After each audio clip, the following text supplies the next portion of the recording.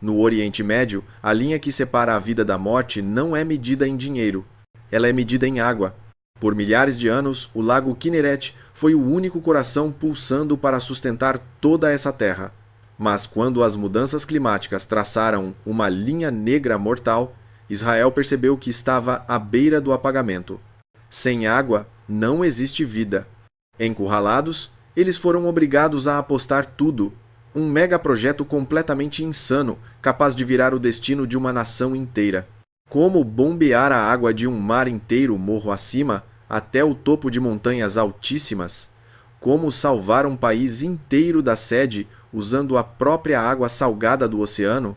A resposta está neste vídeo. Para entender o quão ousado é esse projeto, precisamos voltar ao momento em que Israel quase desabou por causa da sede. O Kinneret não é apenas um lago. Ele é o único reservatório natural de água doce situado em meio a uma região cercada por deserto e por água salgada. Na década de 1990, esse lago modesto carregava a responsabilidade de fornecer metade de toda a água potável do país. Imagine, metade do copo que você bebe, metade da água usada para irrigar o trigo, tudo vinha desse espelho azul. Mas as mudanças climáticas não poupam ninguém. No final do século XX, as chuvas de inverno simplesmente desapareceram. O rio Jordão, a fonte principal do lago, foi ficando cada vez mais fraco, também por causa de barragens construídas rio acima. O Kinneret começou a definhar. As pessoas falavam sobre as chamadas linhas vermelhas. Mas o verdadeiro terror estava mais abaixo. A linha negra, localizada a 214 metros e 87 centímetros negativos em relação ao nível do mar. Por que a linha negra é tão assustadora? Porque os cientistas israelenses descobriram um mecanismo natural de autodestruição chocante e implacável. No fundo do lago Kinneret existem antigas fontes subterrâneas de água salgada. Quando o lago está cheio, o peso gigantesco de bilhões de metros cúbicos de água doce cria uma pressão enorme, mantendo essas fontes salgadas completamente aprisionadas lá embaixo. Assim, o lago permanece doce e limpo. Mas quando o nível da água cai abaixo da linha negra, essa pressão desaparece e os monstros salgados adormecidos despertam. A água salgada começa a subir, invadindo todo o lago. Isso não seria apenas falta d'água. Seria um colapso ecológico irreversível. O Kinneret se transformaria para sempre em um lago salgado, uma versão mortal do Mar Morto. Israel perderia seu único estoque estratégico. A agricultura entraria em colapso. A segurança nacional ficaria ameaçada. Em 2018, o Kinneret chegou perigosamente perto desse abismo. Já não havia tempo para rezar pedindo chuva. Israel foi obrigado a olhar para o oeste, para o Mar Mediterrâneo, um reservatório infinito, mas cheio de desafios. Água por toda parte, mas nenhuma gota para beber. Essa tem sido a maldição que assombra a humanidade há séculos, especialmente para países litorâneos cercados por desertos. Mas para Israel, essa maldição não era destino, era um problema de engenharia esperando uma solução. A primeira resposta foi simples apenas na teoria: transformar a água salgada e ardente do mar Mediterrâneo em uma fonte doce e potável. Não estamos falando de filtros domésticos pequeninos. Estamos falando de verdadeiras catedrais da engenharia à beira-mar, complexos industriais de escala colossal. Ashkelon, Hadera e, acima de todos, Sorek B, a maior usina de dessalinização do planeta, um monstro de aço e concreto capaz de engolir o oceano e devolver vida para milhões de pessoas. Mas como separar cada átomo de sal de cada molécula de água em uma escala de centenas de milhões de metros cúbicos, sem levar o país à falência com a conta de energia? A resposta está no ápice da física moderna: a tecnologia de osmose reversa. Imagine o seguinte: você precisa enfiar um elefante pelo buraco de uma agulha. Parece absurdo, e é exatamente o que acontece em nível molecular. O processo começa com o chamado pré-tratamento. A água do mar carrega impurezas, plâncton, bactérias e areia. Ela passa por camadas de areia de quartzo e por membranas de ultrafiltração, que removem tudo que pode ser visto a olho nu. Nesse ponto, a água está cristalina, mas ainda é um veneno salgado. O passo seguinte é a batalha da pressão. Enormes bombas de alta potência do tamanho de um prédio comprimem o fluxo de água marinha sob uma força absurda, entre 70 e 80 bar. Para comparar, isso equivale a mergulhar 800 metros de profundidade no oceano, ou ao peso de um caminhão esmagando uma única moeda. Sob essa pressão brutal, a água é forçada contra membranas semipermeáveis de poliamida enroladas em formato espiral. O segredo está aqui. Cada microporo da membrana possui cerca de 0,1 nanômetro, ou seja, 100 mil vezes menor que um fio de cabelo humano. É literalmente uma peneira molecular. Somente as minúsculas moléculas de água pura H2 o conseguem atravessar. Íons de sal como sódio e cloro, bactérias, vírus e todas as outras impurezas dissolvidas são grandes demais para passar. Ficam retidas e viram um concentrado, a chamada salmoura-brine, que é descartada. A água resultante é tão pura que fica pura demais. Não tem minerais, é corrosiva e totalmente inadequada para consumo humano. Por isso, os engenheiros realizam a etapa final, a remineralização. Eles dissolvem calcário carbonato de cálcio para adicionar cálcio, magnésio e ajustar o pH, devolvendo o sabor natural e tornando a água segura para a saúde e para as tubulações. Mas aqui está o golpe de genialidade, o diferencial que coloca Israel anos-luz à frente do resto do mundo. A dessalinização tradicional é famosa por devorar energia. Este é o ponto fraco mortal da tecnologia. Mas em Sorek, eles implementaram uma inovação que mudou o jogo: o dispositivo de recuperação de energia isobárica. Ele funciona como o freio regenerativo de um carro de Fórmula 1. Em vez de descartar a salmoura residual ainda carregada com algo em torno de 70 bar de pressão diretamente no mar, eles a conduzem para câmaras especiais, onde essa pressão é transferida integralmente para o novo fluxo de água do mar que está entrando no sistema. Esse mecanismo recupera até 98% da energia mecânica do fluxo de rejeito. Com isso, as bombas principais precisam fornecer apenas a pequena fração de energia que falta. O resultado? Israel derrubou o custo da água potável a um nível recorde mundial, cerca de $0,5 por metro cúbico ou 1.000 litros. Eles transformaram água doce de um luxo inacessível em um produto industrial barato. Hoje, essas 5 usinas gigantes funcionam dia e noite como corações artificiais, bombeando 80% da água potável usada no país. Mas produzir água doce no litoral plano é uma coisa. Transportar bilhões de litros dessa água através de montanhas e terrenos acidentados até os pontos que realmente precisam isso é outra história completamente diferente. E é aqui que a verdadeira loucura começa.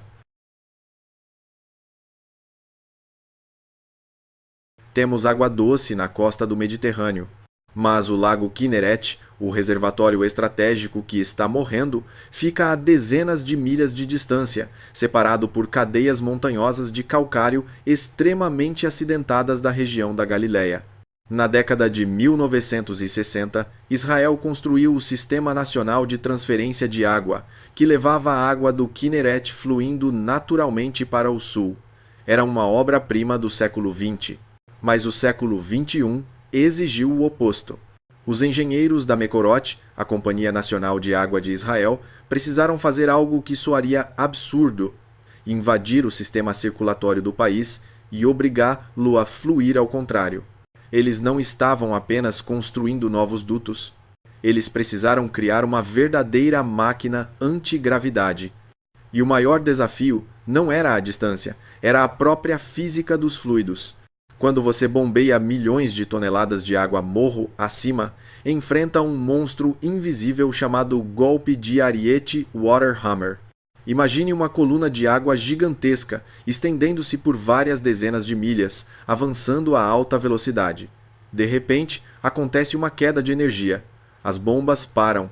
Pela inércia, toda essa massa de água volta como um ariete, com força comparável a uma explosão capaz de rasgar tubos de aço espesso e destruir uma estação de bombeamento inteira em segundos.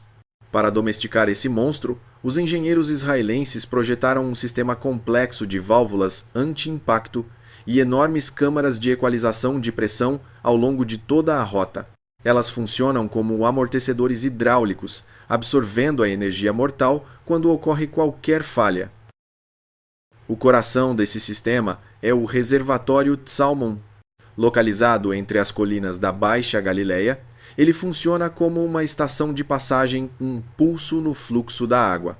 Aqui, a água dessalinizada, depois de enfrentar sua jornada cansativa montanha acima, pode descansar, estabilizar a pressão e passar por uma última verificação de qualidade.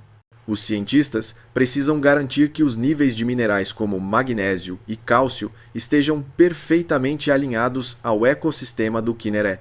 Qualquer erro poderia causar um choque químico capaz de matar algas e peixes endêmicos do lago. Tudo precisa ser absolutamente preciso. Não há margem para falhas. E então, no final de 2022, aconteceu um marco histórico. Pela primeira vez na história, um país bombeou água do mar já transformada em água doce morro acima para preencher o seu lago natural de água doce. Esse rio artificial flui contra o sentido da natureza, mas segue fielmente o impulso de sobrevivência humana. O Kinneret foi salvo. A linha negra mortal foi afastada.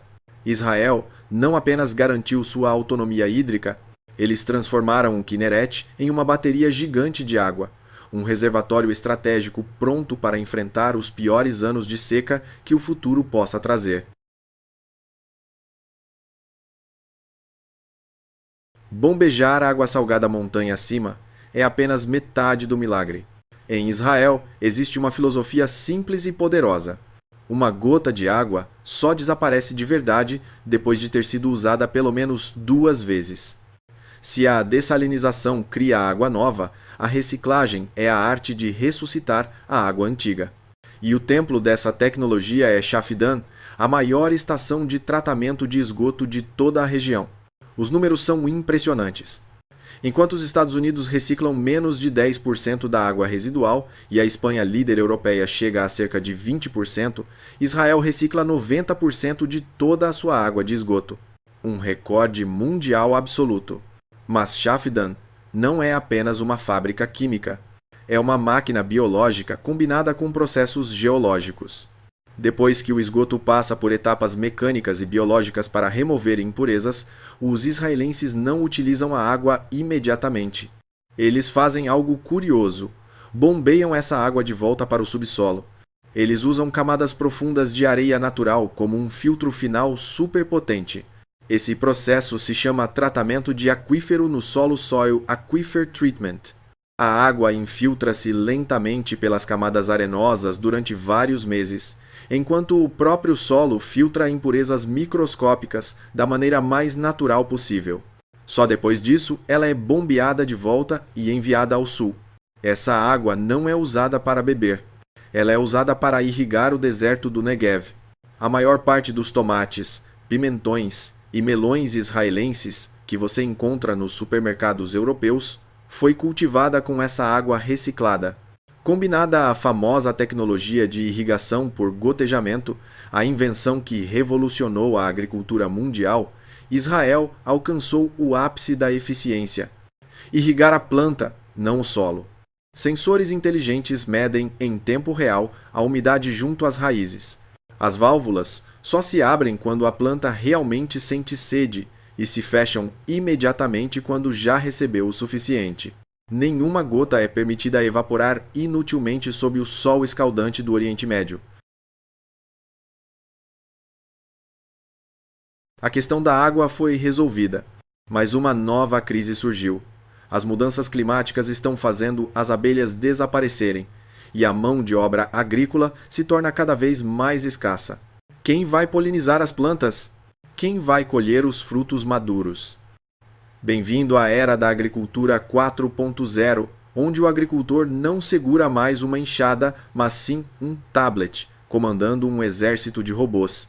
Primeiro temos o BloomX, o substituto das abelhas. Em vez de esperar pela natureza, esse veículo autônomo usa algoritmos para saber exatamente o momento em que a flor está no auge da sua abertura. Seus 2 braços não sacodem a planta.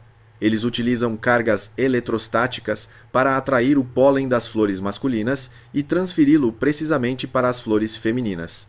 É uma imitação perfeita do mecanismo natural, só que muito mais eficiente. E quando os frutos amadurecem, entra em cena uma frota aérea. A empresa Tevel Aerobotics criou drones com cabo Tethered Drones absolutamente únicos. Por que usar cabo? Porque assim eles recebem energia contínua de um veículo terrestre e podem voar 24 horas por dia, 7 dias por semana, sem nunca precisar pousar para recarregar. Equipados com inteligência artificial e visão computacional, esses trabalhadores voadores enxergam aquilo que o olho humano não vê. Eles avaliam o ponto de maturação, o tamanho e a qualidade de cada maçã, cada ameixa. Seus braços robóticos usam sucção a vácuo para colher o fruto com mais delicadeza do que uma mão humana, garantindo que nada fique amassado. Dentro das estufas, o robô GrowW se move como um cirurgião entre fileiras densas de tomateiros.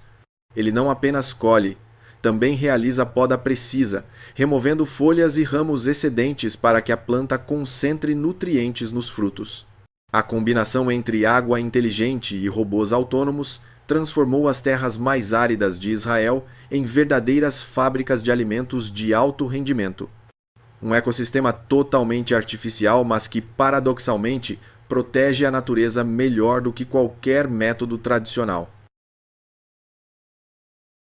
A história de como Israel bombeou água do Mar Montanha acima para salvar um lago não é apenas uma façanha de engenharia. É uma declaração poderosa. A geografia não é destino. Um país nascido no deserto, sem recursos, cercado pela adversidade, tornou-se a superpotência hídrica do planeta. Eles não esperaram a chuva cair do céu, criaram sua própria chuva a partir do oceano. Eles não aguardaram a natureza ter piedade, usaram inteligência para cooperar com ela e curar LA. O projeto que inverteu o fluxo do Kinneret, as usinas gigantes de dessalinização, os robôs polinizadores, tudo isso é prova da força de sobrevivência humana. Quando estamos encurralados, nossa criatividade se torna ilimitada. Se conseguimos fazer a água subir montanhas para salvar um país, então, que limite ainda existe para o que a humanidade pode fazer? Para proteger este planeta azul diante das mudanças climáticas? A resposta está dentro de cada um de nós. O que você acha dessa solução? Será que outros países deveriam adotar o modelo de fluxo reverso para enfrentar a seca? Deixe sua opinião aí nos comentários. E não se esqueça de deixar o like e se inscrever no canal para continuar explorando conosco as próximas maravilhas da engenharia. Muito obrigado e até a próxima!